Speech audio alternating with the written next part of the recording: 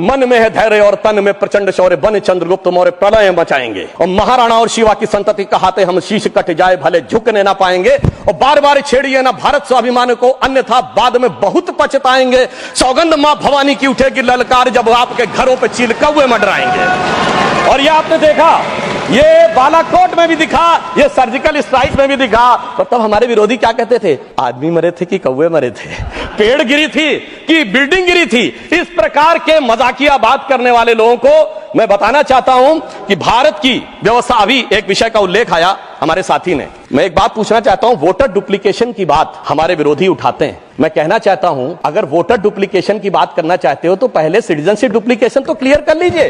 क्यों नहीं एनआरसी के लिए हां बोल देते हैं, उसके बाद ये मुद्दा ही खत्म हो जाएगा। भाई जब आप कह रहे हैं कि वोटर्स को लेकर आपके मन में संदेह है तो एक बार एनआरसी करवा दीजिए। दूध का दूध, पानी का पानी। मगर सभापति महोदय, एनआरसी क्यों नहीं करानी है? उसका कारण यह है कि पिछले चुनाव में सबसे बड़ी जीत कहां पे हुई है? असम की धुबरी सीट पे कांग्रेस के नेता रकीबुल हसन 10,25,000 से जीते हैं। और असम के जो हमारे साथी यहां बैठे होंगे, धुबरी को मिनी बांग्लादेश कहा जाता है।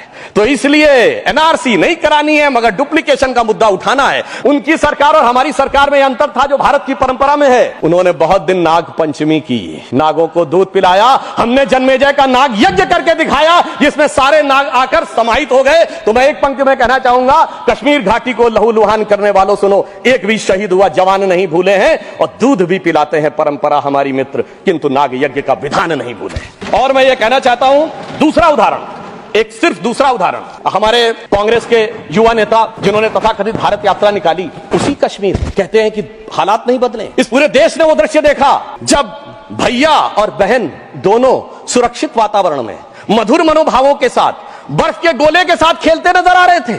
और ये वही कश्मीर था जहां उनके गृह मंत्री के पैर के नीचे धरती फटी जा रही थी। इतना बड़ा बदलाव भी दिखाई नहीं पड़ता। मैं पूछना चाहता हूं मेरे भाई कि अगर आप ये कहना चाहते हैं वही कश्मीर था जहां इसके झंडे दिखाई पड़ते थे, जहां पाकिस्तान जिंदाबाद के नारे दिखाई पड़ते थे, वहां पर अगर आरजी और पीजी दोनों एक साथ सुरक्षित थे, एसजी भी खुश रही होंगी, मुझे लगता है जीजा जी को भी खुशी का एहसास होना चाहिए।